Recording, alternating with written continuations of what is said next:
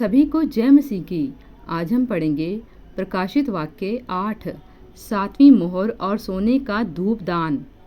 जब उसने 7वीं मोहर खोली तो स्वर्ग में आधे घंटे तक सन्नाटा छा गया। तब मैंने उन 7 स्वर्गदूतों को देखा जो परमेश्वर के सामने खड़े रहते हैं, और उन्हें 7 तुरहियां दी गई। फिर एक और स्वर्गदूत सोने का धूपदान लिए हुए आया और वेदी के निकट खड़ा हुआ, और उसको बहुत धूप दिया गया कि सब पवित्र लोगों की प्रार्थनाओं के साथ सोने की उस वेदी पर जो सिंहासन के सामने है चढ़ाएं। उस धूप का धुआं पवित्र लोगों की प्रार्थनाओं सहित स्वर्गदूत के हाथ से परमेश्वर के सामने पहुंच गया।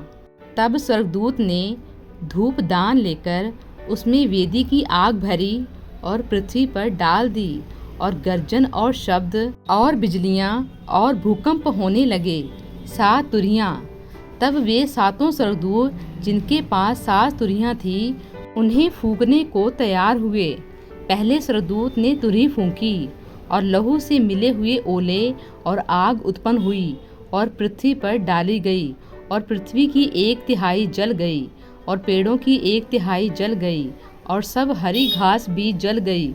दूसरे स्वर्गदूत ने तुरही फूंकी तो मानो आग सा जलता हुआ एक बड़ा पहाड़ समुद्र में डाला गया, और समुद्र का 1/3 लहू हो गया, और समुद्र के 1/3 प्राणी मर गए, और 1/3 जहाज नष्ट हो गए।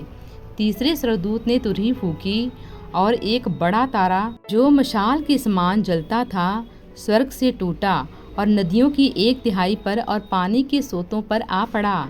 उस तारे का नाम नागदोना है, और 1/3 पानी नागदोना सा कड़वा हो गया, और बहुत से मनुष्य उस पानी के कड़वे हो जाने से मर गए।